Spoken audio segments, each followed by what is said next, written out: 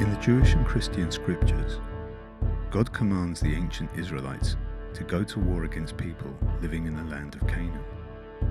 The texts of classical rabbinic Judaism treat these verses as sacred scripture, but they think that this type of violence cannot be legitimately carried out in their own day.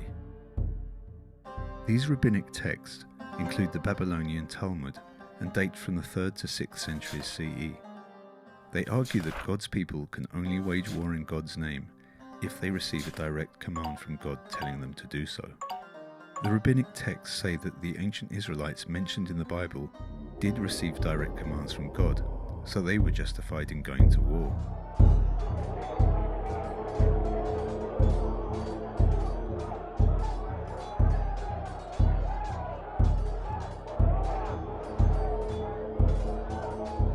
But communities in their own day, the classical rabbis said, were no longer in a position to receive these sorts of direct commands from God.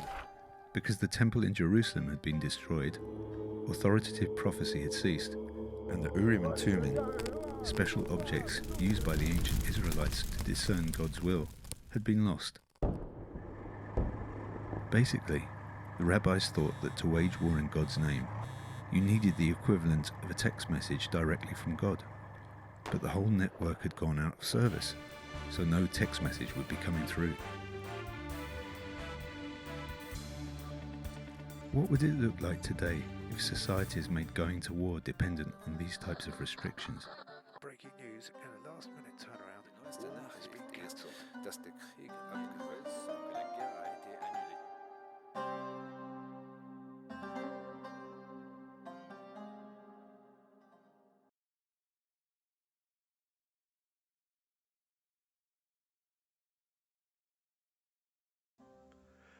We wanted to respond to the assumption that violent-sounding passages in Scripture would lead to more violent actions in the communities that consider these texts to be sacred Scripture. So we drew upon the classical rabbinic approach to biblical war commands. They said that a direct command from God is necessary to wage war in God's name. And the rabbinic text asserted that they themselves didn't have access to that type of direct divine communication, and so couldn't engage in such wars. So in that tradition of interpretation, engagement with violent-sounding scriptural texts leads to less violence rather than more.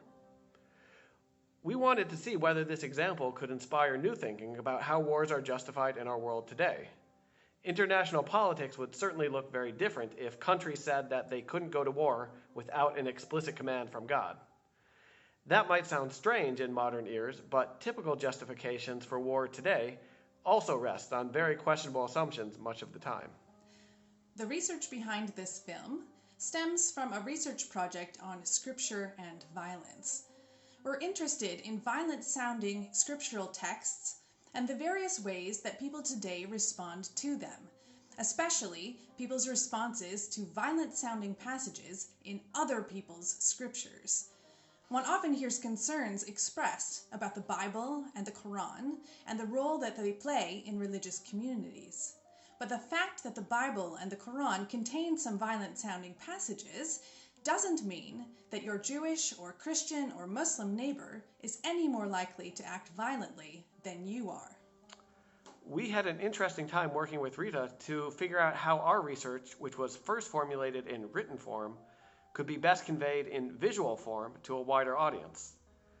So we talked back and forth about how one could best portray the notion of divine commands from God and how to portray biblical narratives of violence and conquest, especially when it isn't clear what that actually would have looked like.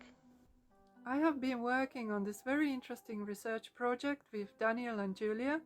I've been making animation, illustrating the topic through scenes from Old Testament, and imagining how it would apply in our times. I've been editing tanks and watching tanks on a live news feed. Suddenly the short film has become topical. My side of the research has been a bit tricky because we don't really know how things looked like during the Old Testament times. But 19th century historicism and medieval illuminated Hebrew manuscripts have been my inspiration.